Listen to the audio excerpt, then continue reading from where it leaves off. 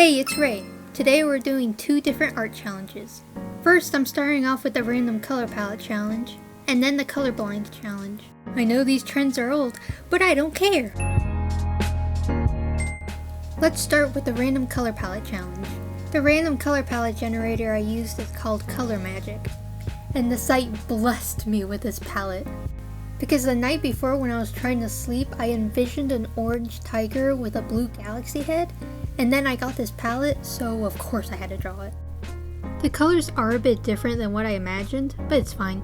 This was my first time drawing a tiger, well, at least one with proper anatomy, so you can see me doing some anatomy practices in the corner. When it comes to anatomy, the way I do it is drawing the basic shapes of the animal on top of a real picture of said animal, and then going off those basic shapes to draw it yourself. I know people don't like to do it that way because they think it's tracing and it's like cheating, but I don't think that. I think you need to learn the structure of what you're drawing. It's not tracing, so don't feel bad about doing it. You're learning. That's the only way you will learn. And I also don't get the whole don't use references, it's cheating, but that's the only way you're gonna learn. You can't draw something you've never seen before. How are you supposed to draw a leopard anatomy from memory if you haven't even seen a leopard before? Like, how does that make any sense? Use references, they help you. Anyways, sorry for the rant. You're gonna hear a lot of them if you stick around my channel. As of recording this, I actually drew this quite a while ago, and a few things have changed about my style since then. Like how I drew the back legs, and that's basically it. All I'm trying to say is I don't like how the back legs look. And there's something that I don't like about the lighting, but I'll talk about it when we get to it. I'll have to draw this tiger again one day without the strict color palette. I was even thinking about turning it into a species where the males have blue heads and the females have the blue bodies with the orange heads, or the other way around. I haven't really decided yet. Maybe I'll make a video about creating a species sheet for these guys. But anyways, the speed paint. So basically how I did the color was I did like a rough sketch of the color. So like I colored it in, but it was really messy. And then I went back and cleaned it up. And that was my first time ever doing something like that. And because of it, I think it took a lot longer to finish it because that just took a lot of time. But I didn't really want to start the whole coloring process like all over again and start from scratch. So I just went with this method, which takes absolutely forever in the footage, so I'm just gonna speed it up. So because I'm running out of things to say, I'm just gonna talk about things that are very off topic, like my next video for example. I'm really excited to start working on it. It's going to be about redesigning one of my old OCs. I'll give you a little sneak peek. Oh, did you see it? Okay, I'll show it again. Oh, okay, that's all you get. It'll hopefully come out a lot sooner than this video did, because as of working on this video, I've been busy taking care of my bunny Floor, who's just had surgery, so I've just been too busy taking care of her to have time to work on this video. Shout out to Floor for being such a good girl. Uh-oh, someone's getting jealous that they didn't get a shout out. Mouse, there you are. Come on, Mouse, come on. Mouse, what do you have to say to the people? No.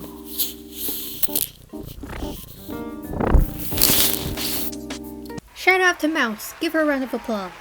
Oh, now Spidey's here. Spidey, do you have anything to say to the people? Okay, he doesn't feel like talking. Oh, now Cheddar's here. Leaving the door open is gonna backfire on me. Cheddar, do you have anything to say to the people? Okay. To anyone who's wondering, yes, I do have 3 cats and a bunny. Do not judge me. Oh, yeah, I forgot. Shout out to Spidey and Cheddar. Anyways, right here I'm finally finishing up on drawing the stripes, which it probably took me a long time to draw because I wasn't drawing them as solid lines. I was drawing them with like fur texture, so that probably had a lot to do with it.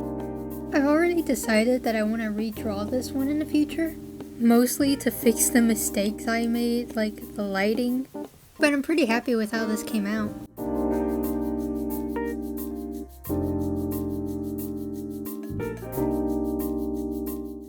Oh, and if you're wondering about the words with arrows, I was going to go to sleep, so I put those little reminders so I knew what to work on the next day. So when it came to the color of the log the tiger's standing on, I mixed basically all 5 colors together in a true painterly way to make brown. But I used some colors more than the others to get the brown I wanted. But since I mostly used the oranges, it turned out really bright. And because of that, I wish I shaded the log more because I feel like it really stands out. But speaking of shading, I used the darkest blue for the head and the darkest orange for the body, and then put the layer on multiply, and it actually worked pretty nicely. And then I basically did the same thing for the lighting, which is why I do not like the lighting. So I used the brightest blue for the head and the brightest orange for the body, and then I set the layer to add. But tell me how that makes sense. I do not know what I was thinking doing that. That's not how lighting works. If I wanted to do that, I should have had 2 light sources. Like with the orange lighting coming from the bottom left corner and the blue lighting coming from the upper right. And to put the cherry on top, the background lighting is green. Green! I didn't use green for the lighting on the tiger. I used blue and orange. Why did I use green as the lighting for the background? Anyways, that's the finished piece. The little doodle in the corner is because I drew this for like 2 days straight, so I was very tired by the end of it. Okay, challenge 2, Colorblind challenge. Just like the previous one, I drew this one a while ago, but at the time of recording this, I was trying to make a YouTube video for it, but then I abandoned it. But I did do a voiceover for that video, though it wasn't a very good one. So I'm just gonna re-record everything I said at the time, except for my reaction of what the colors look like. So quick explanation on what the Colorblind challenge is for anyone who doesn't know what it is. The Colorblind challenge is where you go into the settings of whatever device you're drawing on and turn off the colors. Then you try to draw a finished piece without knowing what colors you're using. So I'm recording this a few days after finishing the drawing, and I still haven't seen the results. And to put it bluntly, I'm kinda scared of what it looks like. The main reason being because my genius brain thought it was a good idea to use 2 color palettes. 2 color palettes that probably don't go together. But I'll get into the color palettes more later once we get to the coloring. For this challenge, I knew I wanted to draw a leopard and what pose I wanted it to be in, but when it actually came to drawing it, I was having a tough time figuring it out. So I ended up going for one that looks nothing like the pose I was originally going for, but it's okay because it looks more interesting to look at than him just standing at an angle, which is what I was originally going for. But I didn't include me trying to figure out the original pose because it was just kind of a waste of time. Something that always makes me happy when I draw a leopard is when it comes to the spots. I can just draw them from memory because I think back to when I was younger and like I made an original character that was a leopard. So whenever I need to draw her spots, I would look up leopard spots. I would get a picture and I would trace the spots and then put it on my drawing. But now when I draw a leopard, I can just draw it. Like, I don't need references or anything, so it's always something that makes me feel good about myself, you know? I've noticed that I talk about my improvement a lot, which I'm not really obsessed with it. It's just something that I'm always fascinated with. Like, I'm constantly flipping back to like the first pages on my sketchbook and then flipping back to the more recent ones. It's just such a good feeling. I don't know if I'm the only one who does that. Please tell me if you do. I just genuinely want to know if I'm the only one that does this. Anyways, here's where it gets to the color. So the color palette generator I use gives you a color palette based on a word. So I got one named Forest and one named Summer. And those 2 color palette names do not sound like they go together. Really, the only reason I kept the forest one because it most likely had green, and I wanted green for the leaves on the flowers. Great idea, I know. I don't know why I was trying to be a perfectionist with the colors when I couldn't even see them. Oh yeah, and I made it a rule for myself to use every single color. I have no hope that this drawing's gonna turn out good. When I was drawing the spots, I noticed that there was this dark line around where the color of the spots and the color of the fur meets. which means they didn't really want to blend in together. So that really scared me because these colors obviously do not go together. You can also see in the left corner where I planned every single color, like what it was going to be used for. Looking back at it, I still don't understand why I used 2 color palettes. Like, seriously.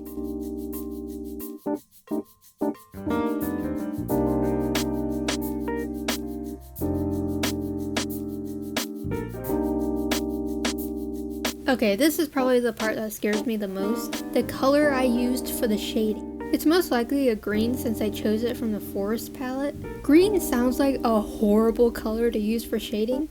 I don't think there's any way to make shading look good with green, except if you're shading like a green forest or something. Then maybe you could pull it off. But I still think you would rather use like blue or something. I usually use a bright purple and put it on multiply for my drawings, but I have no idea what it's going to look like with green shading. Unlike the shading, I'm not worried about the lighting. I'm hoping it's a light green or a light yellow, but either way I feel like you can't pick a wrong color for lighting. I mean, I feel like as long as it's a light color, it'll end up fine. And back to the spots, once I added the shading, you could really see how these colors do not belong together because the black line around the spots got darker. So like, I have no idea what's causing it to be like that. I don't know. But I will say that the lighting looks really nice. I really liked how it came out. So before I had even started this challenge, I saw a tip video where on Procreate you fill a layer with black on top of your drawing, and if you put it on the setting hue, it would turn your drawing black and white so you could like check the colors and stuff. So whenever I wanted to take a break from drawing and do other stuff on my tablet, I would use that tip and make that layer, and then I'd go turn on the color, and it actually worked. I couldn't see any of the colors when the color was on. Anyways, this is the end of the speed paint. I added some last minute flowers in the background. I kind of forgot why, but I think it's because the color of the nose was just on its own. It was only on the nose. So I wanted to put that color somewhere else. So I used it for those flowers in the back, just to add more.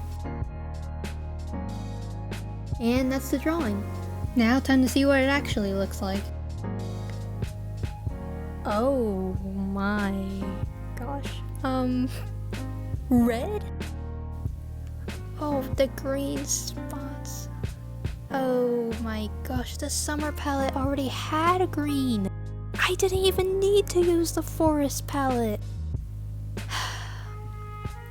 I thought that if it was really bad, I was gonna go back and fix it. But this looks like too much work to fix.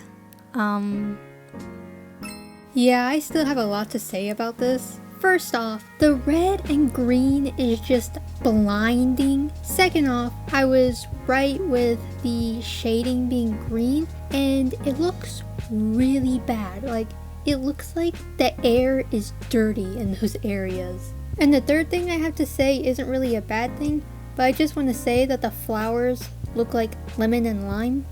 And I also just want to say, what are the chances that I chose the brightest color out of like all the colors that I had? Like, I chose the brightest, reddest color as the main color.